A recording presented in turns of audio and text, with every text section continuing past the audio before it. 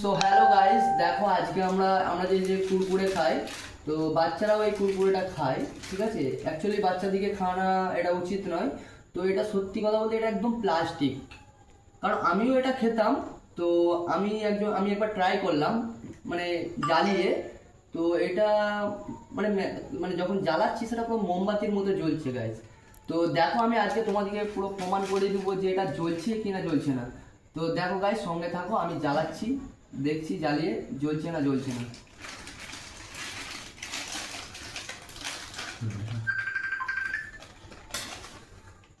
তো দেখো গাইস, এটার সঙ্গে সঙ্গে মোমবাতির মতো পুরো জ্বলে যাবে, কারণ আমি আগে ট্রাই করে দেখেছি। অ্যাকচুয়ালি এটা বাচ্চাদেরকে একদমই খাওয়ানো উচিত নয়। তো দেখতেই পাচ্ছ তোমরা, একদম মোমবাতির মতো জ্বলে যাচ্ছে, আগুনের মতো, মানে আগুন জ্বলে যাচ্ছে গাইস। তো আশা করি তোমরা বুঝতেই পারছো। তো এটা পুরো অরিজিনালি কুরকুরে, দেখছো কতটা হাওয়া মারছি তাও ঘুটাচ্ছে না। তো এটা পুরো অরিজিনালি কুরকুরে। তো আশা করি তোমরা ভিডিওটা দেখে বুঝতে পেরেছো, পরবর্তীকালে এরকম ভুল করবে না, আর বাচ্চাদেরকে এরকম খাবার কেউ কিনে দেবে না। তো আমি অনেক ভুল করেছি, কারণ আমি অনেকেই বাচ্চাকে কিনে দিয়েছি বা আমি নিজেও খেয়েছি। আমি এটা দেখে তারপরে আমি বুঝতে পারলাম যে এটা করা একদমই উচিত নয়। তো গাইস, তোমরা আশা করি অনেকটাই বুঝতে পেরেছো।